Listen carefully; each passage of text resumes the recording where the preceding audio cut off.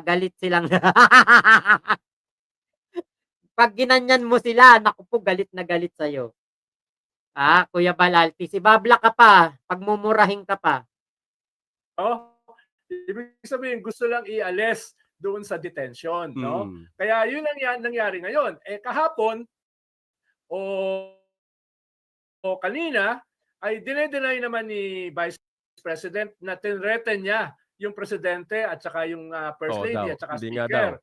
Ang problema, lumabas na sa buong mundo eh. Right. Lumabas sa CNN, Yes. lumabas sa Washington Post, lumabas sa Reuters, lumabas sa Associated Press, etc. So mahirap i-deny.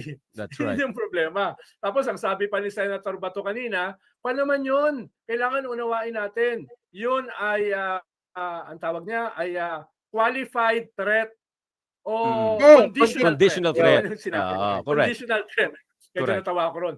Mamaya, tanong yung sa abogado nyo, ano ibig sabihin ng conditional threat. Kailangan ko narinig nun eh. No? Kaya, ayun, palubog na ng palubog si Vice President sa kanyang mga statement, non-statement, bawi, tumbling, etc. Ayun. Lahat ng race back ni Sara Duterte sa ating Pangulong Bongbong Marcos, wala. Kasi hindi naman siya binabanatan ni PBBM. Wala namang sinasabing masama sa kanya. Wala namang ginagawang masama sa kanya si First Lady. Binanatan niya ng binanatan. Ano ang nangyayari? Siya ang pababa ng pababa, siya ang sirang-sira. Ngayon, etong si Bato de la Rosa, sabi niya, conditional threat daw yon. Hindi daw yun active threat. Sabi din ni Salsal Panelo, na matandang hukluban, na mukhang natuyuan na ng likido sa ulo, kasasalsal.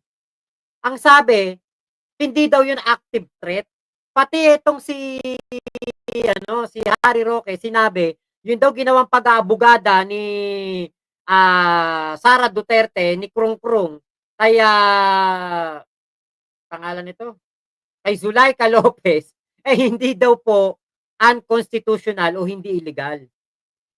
Alam niyo yung kitang-kita na natin kung paano pinagmumura, kung paano pinagbantaan ni Sara Duterte ang ating Pangulong Bongbong Marcos, si First Lady, hindi pa rin daw yun active threat. Samantalang, noong panahon ni Digong, sino nakakaalala nito? Ewan ko lang kung nandito pa yung video na yun may nagbanta kay Digong, teacher. May nagbanta kay Digong, teacher. Ang sabi, gugurgurin daw niya si Digong. Ano sabi nung mga DDS noon? Dapat maipakulong. O hinuli. Walang warrant of arrest, hinuli. Pinahiya. Pinahiya sa SOCMED. Binalandra ang pagmumuka sa SOCMED. Kahit walang kaso pang nakukuha. Tapos ngayon si Sara, galit na galit ang pagmumuka, pinagmumura ang ating Pangulong Bongbong Marcos. Walang dapat makakuha ang kaso. Nek-nek nyo. Grabeng cyber libel inabot nung teacher na yan. 'Di ba yung teacher diyan? Digong teacher. Nagbanta. Ayan. Hanapin natin tignan natin kung nandito pa 'yon. Ito yun Arestado ang isang public school teacher dahil sa pag-aalok online ng 50 million pesos para ipapatay si Pangulong Duterte. Ayan! Todo sorry ang suspect. Pero ayon po sa Department of Justice, may pananagutan pa rin siya sa batas. Nakatutok si John Consulta. Diba? Hindi ko po intention yun. Ayan hinuli yan. Walang warrant of arrest yan. Sa loob pa lang ng sasakyan ng NBI, lubos na ang pagsisisi ng 25 taong gulang na public school teacher matapos siyang maaresto sa Zambales ng mga tauhan ng NBI Pangasinan. Gamit ang isang poster account, nag-post siya sa Twitter noong May 5 ng kanyang alok na 50 million pesos sa sino mang makakapatay kay Pangulong Duterte. Yung 50 million na ibibigay mo, nasaan na? Wala akong 50 million. Ang unang chinek ko, yung Twitter account niya. And we found it deactivated already. So ang ginawa ko, chinek ko yung mga Facebook accounts ng mga reply sa kanya hanggang sa nakarating ako ng Zambales para makuha siya. Pagdating sa NBI, todo hingi ng dispensa ang guro na lumuhod pa sa pagmamakaawa para sa pagkapatawad ng presidente. Kung mapapansin niyo po, I will give a reward, 50 million reward. Yan din po yung sinabi ni Duterte nung 50 million reward sa may Diba? virus. Vaccine virus. Kita nyo yan, ha? Kita nyo yan, ha? Wala tong warrant of arrest. Tapos ito ay nag-post lang ng ganon. Post lang. Pinahuli. Tapos si Sara, porque vice-presidente, hindi kakasuhan. Dahil sa kanyang katarantaduan na sinabi. Hindi pwede yun. Dapat kasuhan talaga yan. Kita nyo yung ginagawa na mga double standard nitong si Bato, pati itong si Salsal Panelo, si Harry Roque. Tangina ninyo, nung panahon ni Digong, may magbiro lang, may magano lang. Gurgur kagad, saka huli kagad, kulong kagad. Demonyo kayo. Medyo mahirap eh. Alam mo naman na Ricky, pag lumabas na sa internet, Naku, permanent hindi mo na naman. mabubura yun. Oo, kanina nga sabi sa TV Patrol ni Jean Franco, yung isang analyst, yun ang kaibahan ngayon, di ba? Tama rin naman, Sek, na sa edad ng social media, in real time, at postmodern na nga eh, kanya-kanyang interpretasyon na yan, hindi mo na makokontrol ang naratibo niyan pagka lumabas na yan. Ngayon, Sek, ganito eh, kaya sabi ko sa'yo, nanonood ako ng... Ang masama nga, iniiba ni Salsal Panelo at ni Harry Roque mga naratibo. Pati ni Bato de la Rosa, iniiba ang naratibo ng galit na ibinulalas nitong si Sara Duterte. Dapat dito kay Sara Duterte, tawag dito Sara putang ina eh. Sara putang ina na itawag. Di ba putang ina siya ng putang ina katulad ng tatay niya, dapat sa kanya itawag na Sara putang ina. Kasi wala na ibang sinabi kundi puro putang ina. Parang serye. Tandaan po natin, ang sinasabi ng Kamara dito, and I think they have point, no? Na kailangan nilang mailipat ng correctional for security purposes kasi lumuluta nga yung threat sa security. Diba? Nandoon yung vice presidente mo, in fairness naman sa kanila, kung doon may mangyari sa vice president o kay Yusek Lopez, nasa poder nga naman ang Kamara. Diba? So, ngayon, here you are, a vice president na super protective sa kanyang chief of staff. So, hindi maiwasang maangguluhan na kanino ba talaga nanggagaling ang threat? Diba? Kanino ba talaga? Nakikita mo ba yon, Sek? Kanino ba? Yes, tsaka, may ganung klaseng anggulo. Pero kaya nga mismo mga kongresista bawal matulog sa Senate sa Kongreso dahil hindi naman nila penthouse yun eh. Opisina yun eh. At yung opisina na yun, hindi sila may-ari. Yung sinasabi ng Pulong na ang may-ari naman yan, yung aking distrito, hindi totoo yun. Dahil 2 years, pwede ka mapalitan eh. Pwede may iba na. Si Raulo yung mga yan eh. Kapag napwesto, akala nila kanila na yung buong lugar eh. O katulad niyan, yung Davao, parang nabili na nila, parang kanila na yung Davao. Ayaw nang ibigay sa ibang mga namumuno. Ayaw nang pakawalan. Lahat, tinatakot. Mga taga Davao na na-interview ko, nakausap ko sa, sa Hong Kong, takot na takot. 3 yun, taga Davao. Magkakasama sila. Minute nila ako. Takot na takot. Uy, Mac, wag mo kami ibablog ha. Uy, Mac, wag mo sasabihin sa pangalan namin ha. Wag mo kaming ituturo sa kung saan kami sa Davao ha, kasi malapit lang kami dun sa sa mga Duterte doon. Kaya sabi sa akin, takot na takot sila. Sabi ko, ba't po ba takot na takot kayo? Sabi, naku Mac, kung alam mo lang ang Davao, grabe ang sa amin. Grabe ang sa amin diyan. Maalaman lang nila na kinakalaban mo ang mga Duterte, yari ka na. Kung hindi ka maglalaho, magkakaroon ka ng kaso. Alam mo yung na takot talaga. Sabi ko, hindi ko naman po iba-vlog. Pero nagtataka lang po talaga ako, bakit ganyan po kayo katakot? Eh, tao lang din naman yung mga yan. Sabi sa akin, eh yun nga, Mac, tao lang din sila na maraming tauhan para gumawa ng masama sa'yo. Ayan ang yan ang epekto ng mga Duterte. Kasi nga, yung Davao City, parang kanila na yan. Parang pag-aari na nila. Maraming taga Davao na galit sa Duterte. Marami nga po. Totoo po yan. Yolanda Sagum, baliw si Sara. Kuya Jun Castro, may problema sa ulo. Parang ahas, nasusukol na gumagawa ng senaryo. Parang puset. Di ba ang puset? Kapag na-threaten sila, nagbubuga ng maitim na tinta. Ganun po si Sara. Sara Puset. Impeachment, arrest at disbarment. Kakarapin niya unconditional pa na nag-act as Lopez lawyer. Bawal yun. May code of conduct na you are disbarred from performing as a lawyer while in public office. Kay Kelly. At IU, nako, alam niyo po, ako pong katulad ko po na vlogger, mahirap po kasi kapag ikaw bayaran sa totoo lang. Di ba matagal na binibintang sa atin yan? Bayaran vlogger, ikay binabayaran para manira. Sa totoo lang po, napakasarap po ng aking pagbablog. Bakit? Kahit sino pwede kong i-vlog. Walang pumipigil sa akin. Kahit ano gawin ko dito sa channel ko, pwede kong gawin. Walang pumipigil sa akin. Pag ako bayaran, hindi ko pwedeng i-vlog si ganito, hindi ko pwedeng i-vlog si ganyan. Kaya alam niyo po, talagang malaking tulong ang mga vlogger, lalo na kapag mga katulad namin na hindi nababayaran ng prinsipyo. Impeach Sara immediately.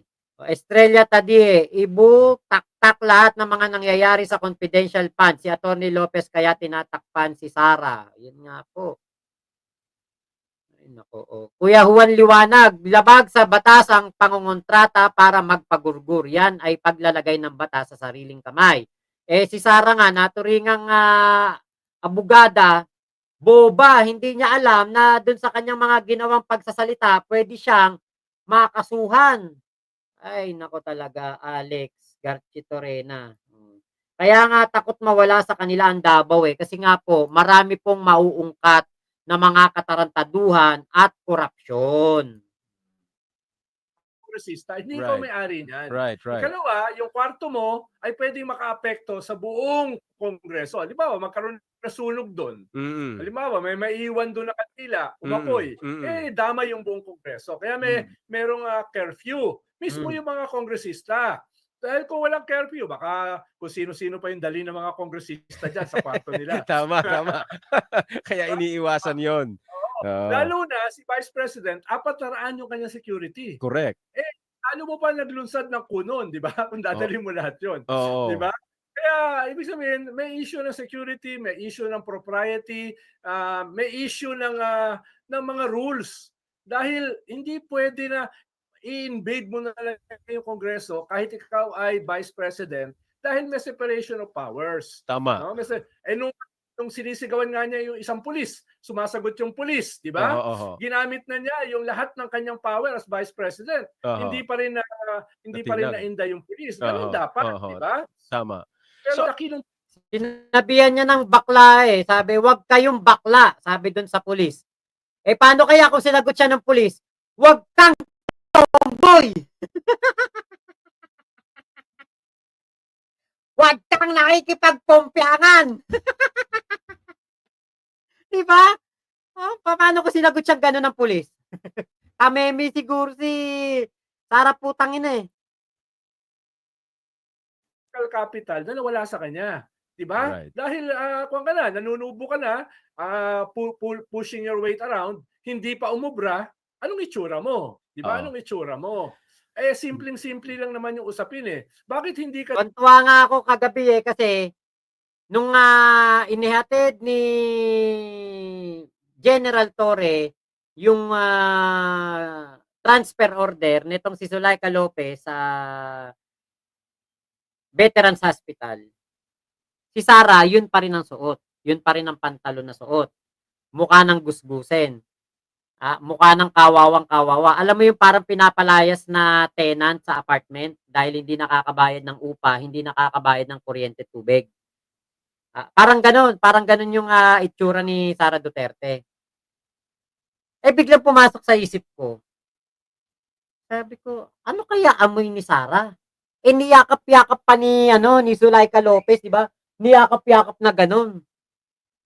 Sa may gawin ng tiyan.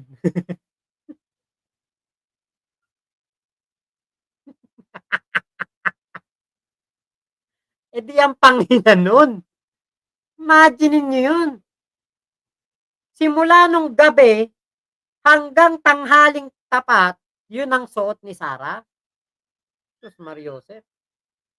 Namanghin na yun. Tapos, hanggang hapon, yun pa rin ang suot. Ay talagang mamamanghi yan. Ay nako. Kaya si Sara, pinabayaan ng sarili. 'Di ba? Kuya Junbal, national anthem na ata ng mga ibang kampo ang mura. Yan ang ni Sara putang ina eh. Ka dumalo, ba't di ka mag-take ng oath? Bakit Right. hindi mo sagutin? Right. Mahirap lang naman sagutin yung mga tanong kung meron kang anomalya. Binibigyan ko naman ng benefit of the doubt yung Vice President na wala namang anomalya dun sa hundreds of millions na confidential at saka intelligence fund. Opo. Binibigyan ko naman ng benefit of the doubt. Ang Oo. problema, dahil ayaw niya mag-oath, ayaw niya humarap.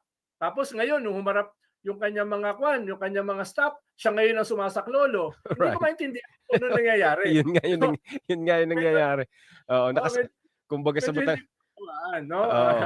kumbaga sa Batangan, yung ngayon ka nakasapol. Oo, ngayon ka nakasapol na ganyan. Teka, paulit-ulit lumalabas Gusto kong hingan ka lang ng Kaya wala na may ibang dapat sisihin diyan sa nangyari kay Zulaika Lopez, kundi si Sara Duterte lang. Wala ibang dapat sisihin diyan. Kuya Alex, thank you sa iyong pakulay. Naksu, mukha ngang may kuto pa, nagkakamot sa ulo. Tapos tulala. Tulala, sabi. I don't know what happened. Pero unresponsive si Laika. Nagsuka siya ng nagsuka. Sabing ganun. Alam mo, parang tanga, nakatulalang ganun. Boss Mac, iba na mukha ni Harry Mau, parang janitor. Mukha na bang janitor fish? Ay, Kuya Alex, Garchi Torena, thank you po. Okay, Kelly, abuse of power, naging 2 days resident ng House of Representatives. Binastos niya mga staff doon. Tama. Manganern. Ayu, mabuhay ka, Boss Mac, para sa Pinas. Rasa kapakanan ng Pinas. Ate LCD, alam mo, kapatid Mac, minsan sumakay ako ng taxi dito sa Holy Land. Nagulat ako, sabi ng driver, killer at adik si Diggs. Pinagtatanggol ko pa nung di ko pa alam na maraming ginurgur nung war on drugs. Bossing PJ, oo, mukhang malapit na kunin ni kamatayan. Stress yan eh. Grabe stress niyan. comment dito. Paulit-ulit to kahit noon namang una pa na nagbibigay na ng mga tirada ang Vice President doon sa kanyang parang sa kanyang mental health. Ano ang tingin mo doon? Bagamat di tayo I don't know kung may psychologist background ka, psychology background, pero anong tingin mo rito? Is this really conduct unbecoming? Nung nangyari yung bago mag-Halloween, yung sabi niya na ipapahukay niya yung bangkay matandang Marcos at itatapon sa West Bay. Right. Amazed ako. I thought I've seen everything. Tapos nangyari pa ito. Diba? Nangyari pa ito. Akala ko yun na yung maximum eh. Right. Ang sumagot noon yung anak ni President Bongbong Marcos, si Sandro. At sabi niya, baka kinakailangan magpatingin ni Vice President, no? Ngayon, inulit naman ni Senate President Chis Escudero. Yes. Baka kailangan tulungan si Vice Ang dami ngang nag-bash kay ano kay Senator Chis Escudero dahil diyan sa sinabi niya kay Sara. President. Right. Baka para ma-perform niya yung kanyang functions as Vice President, ay magpatingin muna. So marami na yung nakaka-observe na pag nagiging unhinged siya, pag nagkakaroon ng meltdown, baka meron siyang mga hindi lang anger issues. May trauma, baka no? ng kaunting therapy or something or more professional help, no? Yes. Kaya Kailangan na tingin ko, kailangan na talagang magpa-konsulta. Kasi katulad nito dito sa video na ito, paring PJ, shoutout sa iyo, laylay na taba sa baba. Okay, yan nire-reactionan mo, Boss Mac, kapanood ko lang, malala na talaga si BP. Oo nga, totoo yan. Itong balita na ito. Para makita ninyo ito. Tignan niyo si Sara, tignan niyo pagsasalita.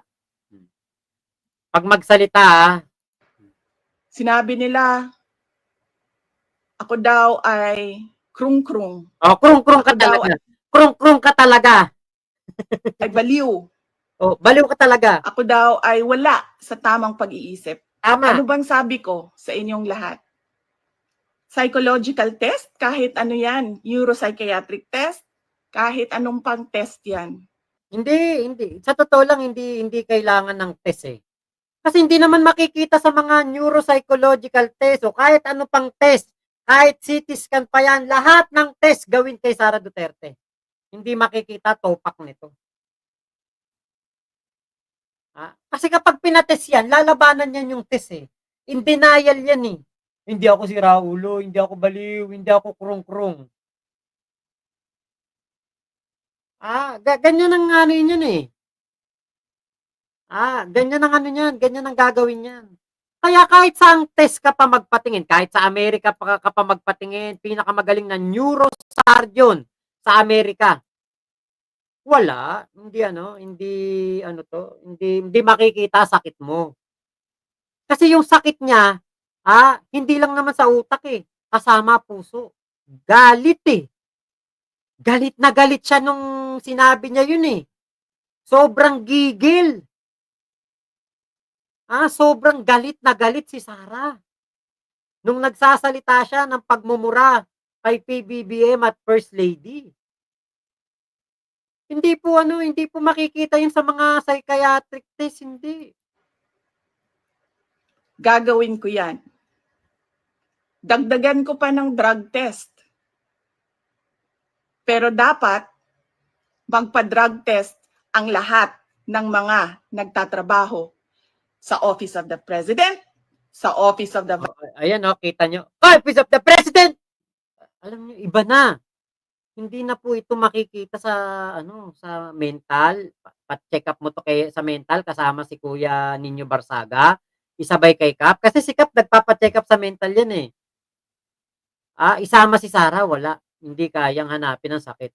Vice President, sa lahat iba ng na. opisina ng Senado, sa lahat ng opisina ng House of Representatives, sa lahat ng departamento ng ating bayan, ng ating pamahalaan. They say cheaters never prosper, but these people don't just play the game of life. They found a cheat code to beat it. Ano ba nangyari? Ba't may ganun? Wala na, malala na talaga si Sara.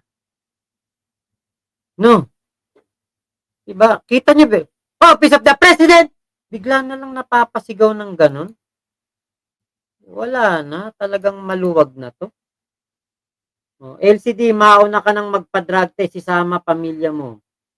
Wala na, di ba paring PJ?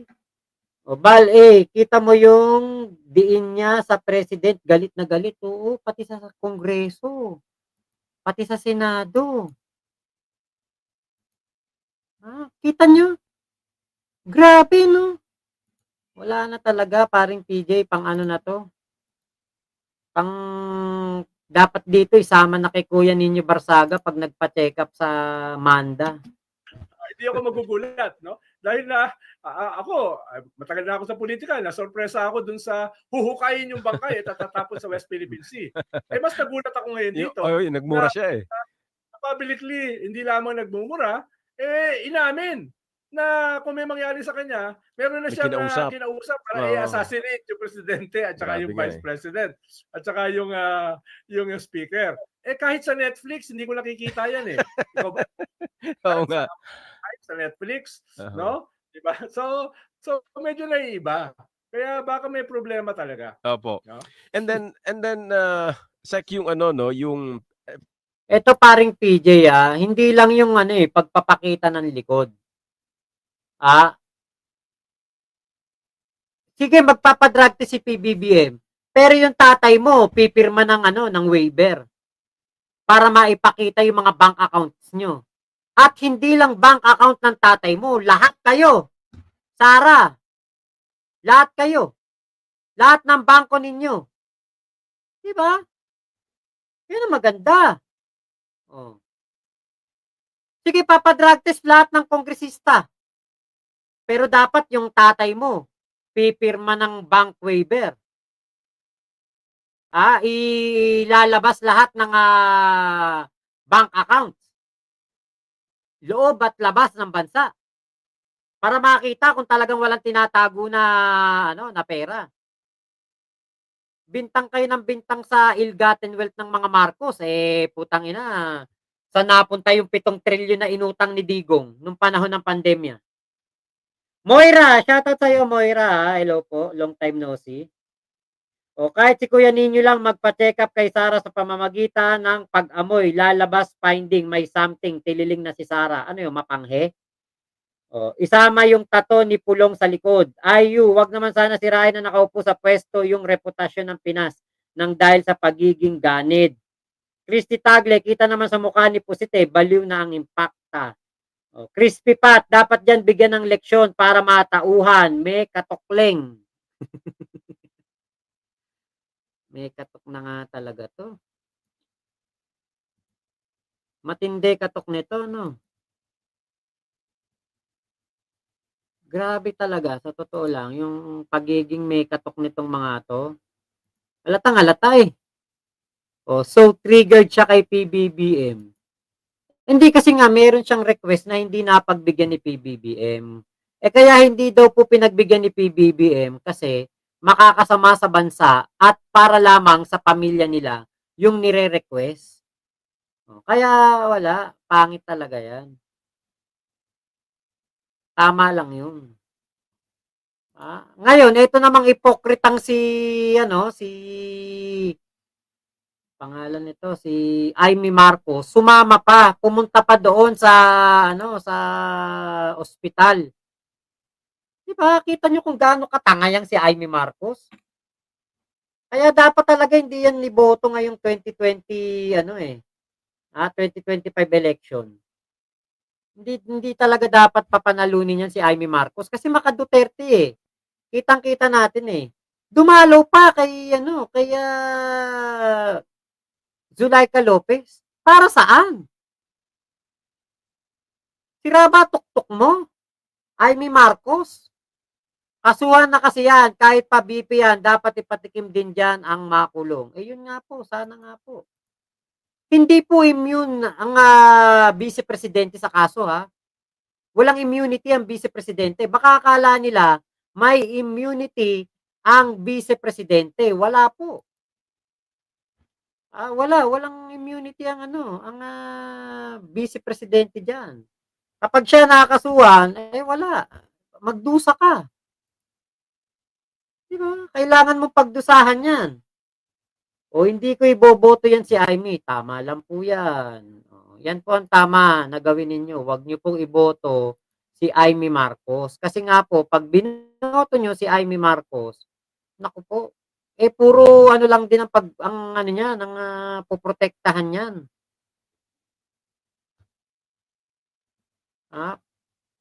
Puro lang tayo niyan. Tatarantaduhin lang tayo ng tatarantaduhin yan. Kaya tama lang po yun. Tatraydorin lang niya ng tatraydorin si PBBM. Kaya tama lang po na hindi po iboto yan si Sara. Saka si Amy Marcos.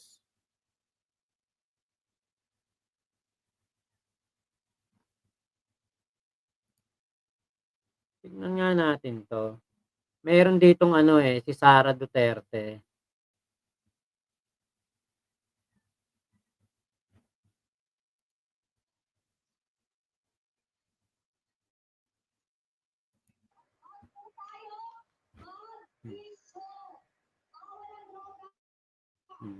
Ayan, si Sara, naka-live yan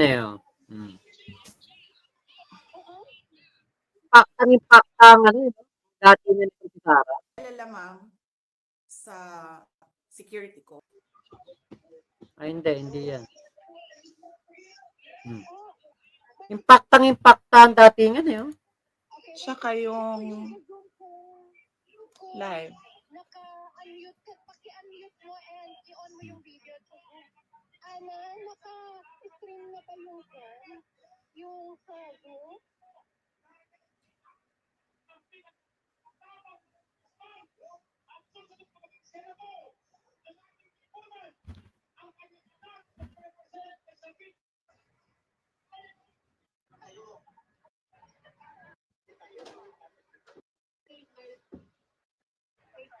Okay lang.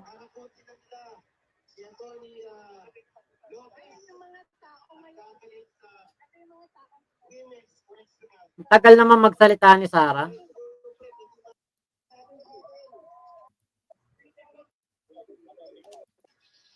Nagpa-cute lang Nagpapasalamat na nandiyan po sa Opo. Yes.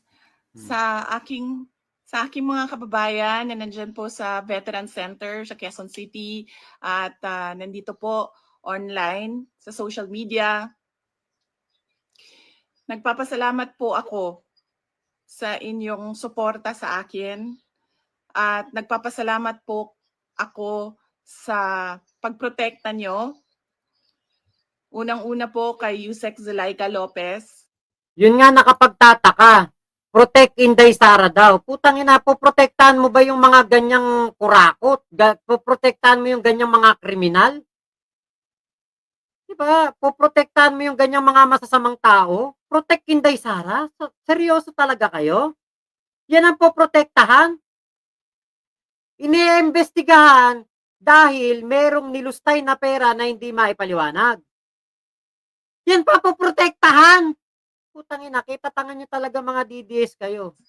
At sa lahat. Ay, Kuya JP Abesilia, shoutout sa iyo. Sana mapanood nyo yung interview ni Kuya JP Abesilia sa akin. Yan po ang kanyang YouTube channel. Click nyo lang po. I-subscribe nyo po yan.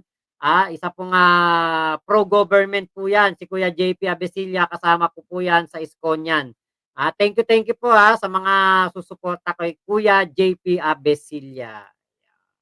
Lahat po ng mga personnel ng Office of the Vice President.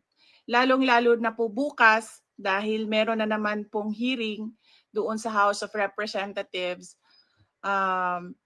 na ang Committee on Good Governance. Umattend ka na. Diba? Wala namang ibang makakapagpaliwanag kung bakit sa duffel bag lang nilalagay yung 125 million. Wala namang ibang makakapagpaliwanag kung bakit narilisan ng pera si Mary Grace Piatos, si Kokoy Villamin, si Tempura, si Nova, si Chippy. Sus Mariosep, mga pangalan, puro pangalan ng chicheria. Nagpapasalamat din po ang pamilya ni Yusek Laika Lopez, lalong-lalo na ang kanyang ina. Bakit magpapasalamat? Ano ba ginawa kay Zulaika Lopez? Diba? Dapat sisihin ka ng pamilya ni Laika Lopez dahil tinarantado mo sila Nanggulo ka dun sa Kongreso kaya nahirapan yung kanilang kapamilya. Gago ka kasi Na si Nina Tanglaw sa inyong tulong sa kanyang anak, sa inyong pagbabantay sa kanya. Alam po natin, malaki po yung trauma na pinagdadaanan niya ngayon. Minsan po nakakahawa. dahil po sa harassment. Oh, harassment daw, harassment. Putang ina sa banda hinaras yan. Ikaw ang nangaharas. Kung hindi dahil sa katarantaduan mo, nag-staycation ka sa Kongreso, wala sanang problema. Wala sanang paglilipat sa veterans. O, si Kuya JP, ayan, nagpakulay. Kuya JP at paring PJ. Ayun, Kuya JP, thank you. Paring PJ, Boss Mac, good night. O, maaga pa ako mamaya. Paring PJ, may chat-chat ako sa'yo, ha. Ayun. Paring PJ, may chat-chat ako sa'yo. Baka hindi mo na mabase. Okay. Okay.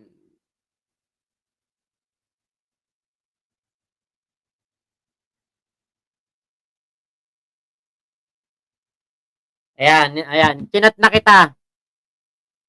Thank you ha, Kuya JP Abesilia sa yung matinding pakulay. Salamat po.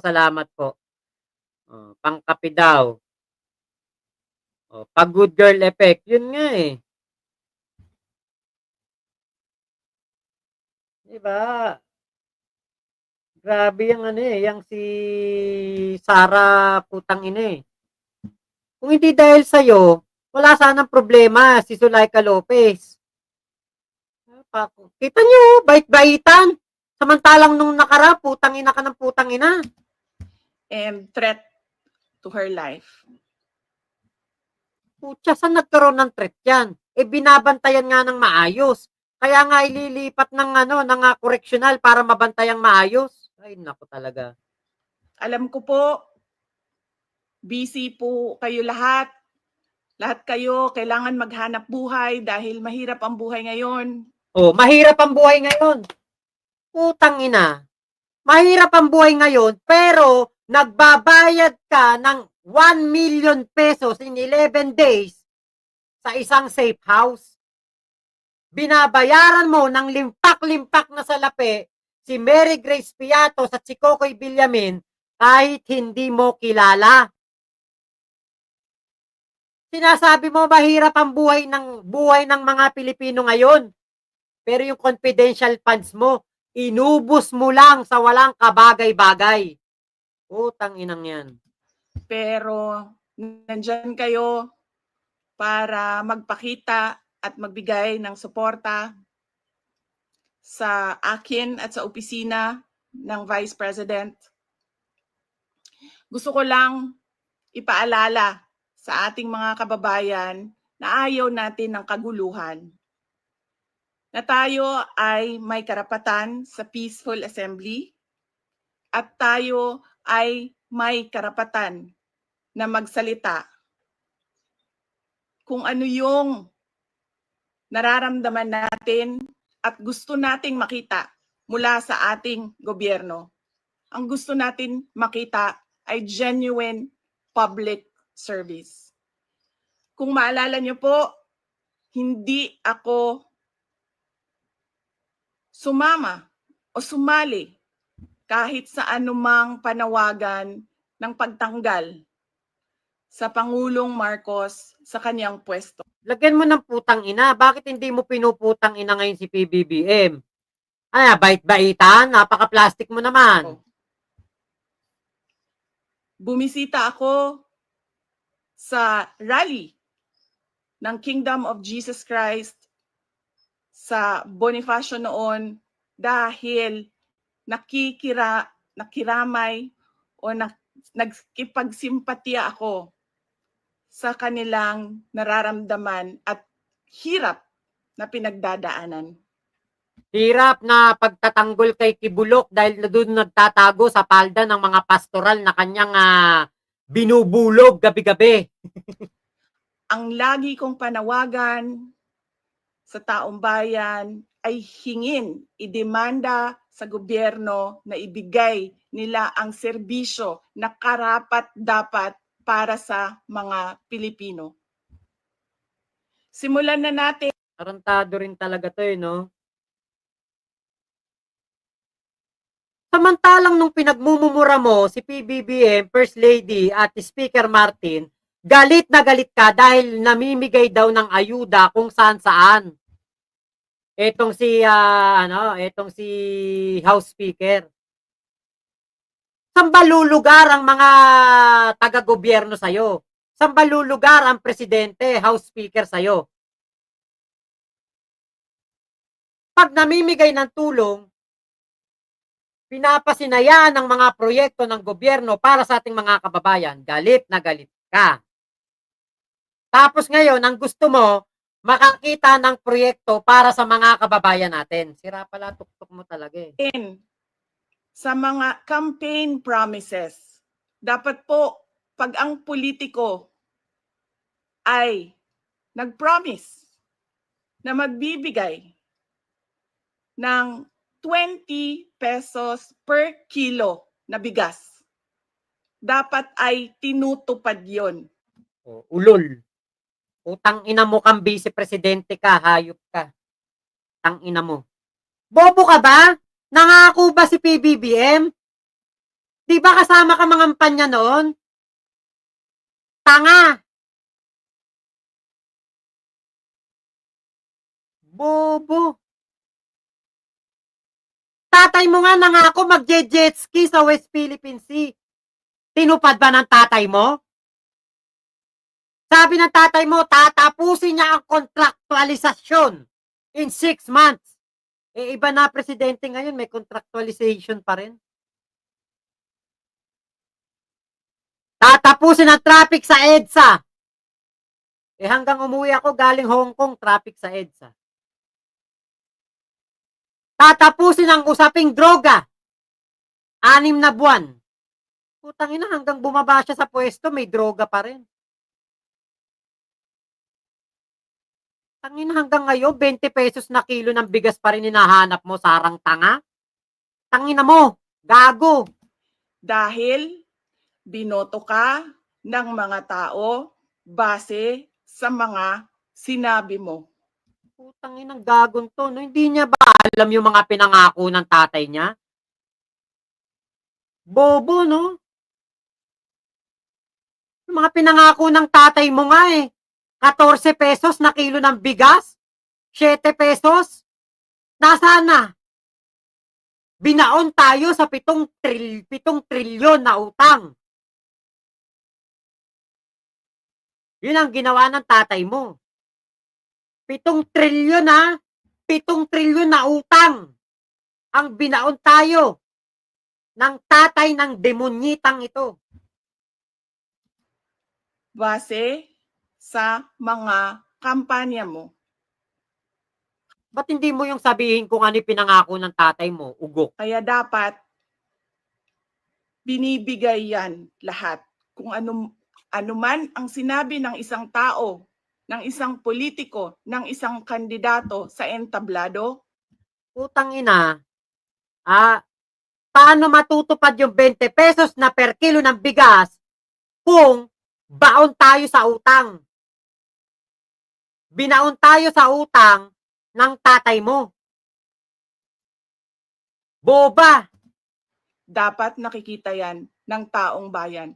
At higit pa, dapat ang nakikita natin. Hindi tayo dapat naghihirap, hindi tayo dapat pinapahirapan, kundi dapat Totoo yun, hindi tayo dapat naghihirap ngayon. Hindi tayo dapat pinapahirapan ngayon. Mayaman tayo dapat ngayon eh. Biruin mo, 7 trilyon yun. Inutang ng tatay mo. Ang nakinabang mga tsekwa. Ay putang ina talaga, kabobo nitong gagon to. papakitang gilas ang ating gobyerno. Eh ikaw nga nagpapakitang gilas eh. Ikaw ang nagmamagaling eh. Gusto mo ikaw masunod. Tatay mo, umaten ng Quadcom, gusto niya siya masunod. Uy, hindi na presidente tatay mo. Sabihin mo sa kanya, huwag siya magpakitang gilas. Na sila ang pinakamagaling pagdating sa hustisya at karapatan ng mga mamamayan at kabutihan, kaunlaran at peace, kalinaw, kapayapaan sa bayan. Peace? Kapayapaan?